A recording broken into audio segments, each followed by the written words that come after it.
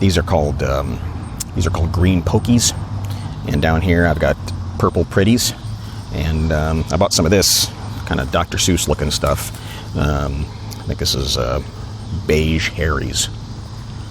So follow me for more gardening tips.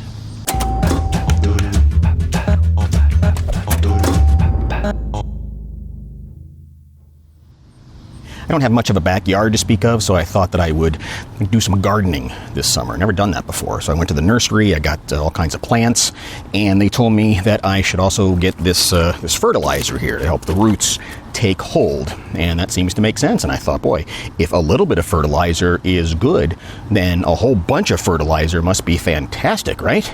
Not only is that complete nonsense, but it's also the beginning of every sci-fi movie that's ever been made.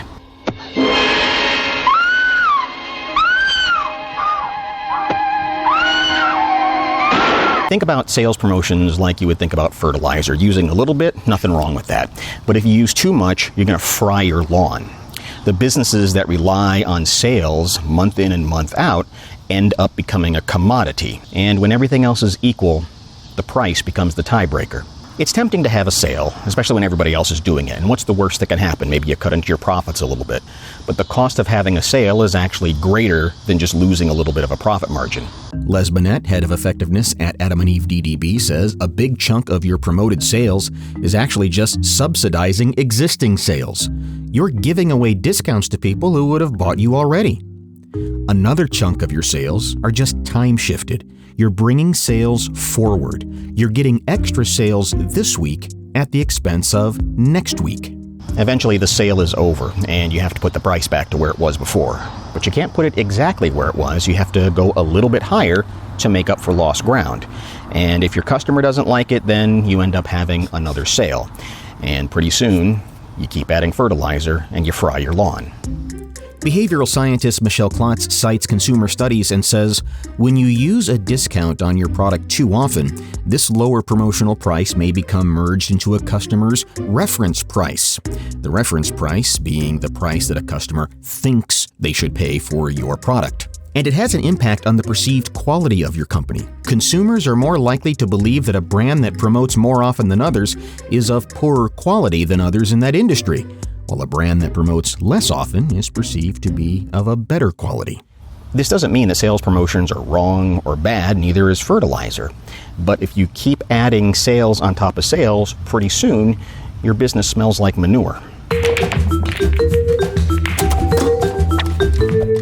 If the person who's handling your digital advertising, for example, calls you up every month and says, "What's your promotion this month?" Well, don't fall into that trap. If you keep doing it month after month, you keep lowering your prices and squeezing your margin down, and pretty soon you're racing to the bottom. There's no one-size-fits-all solution to this. Premium brands like Apple, Hermes, and Trader Joe's are famous for never going on sale. On the other end of the spectrum, JCPenney and Kohl's will have a sale every week. Someplace between never having a sales promotion and having non-stop sales promotion is likely the sweet spot. Now, keeping it in balance doesn't mean that it's a 50-50 split. Most businesses rely too much on sales, and you need to tilt it a little bit more on the brand side. That way, you're building a brand and you're talking to future customers, and every once in a while, you're bringing today's customers in. There are more future customers than there are today customers, and you always have to think of it like that. How am I talking to tomorrow's customers who don't need me now, but will need me someday? And then, with a little bit of your budget, you're going to talk to today's customers who are shopping for you right now. Tell me what you think about that. Leave a comment in the comments below or send me an email at johnny@molsonpartners.com. In the meantime, keep musing about marketing, because that's what I'm doing. Let's take a trip this fall down to Austin, Texas and gather at the weird and wonderful Wizard Academy and spend 2 days building your marketing plan for next year. My partner Chris Maddock and I will be your teachers, and we're going to talk about what's the right budget, where do you apply that budget, and how do you tell a story over a 12-month time to build and strengthen your brand.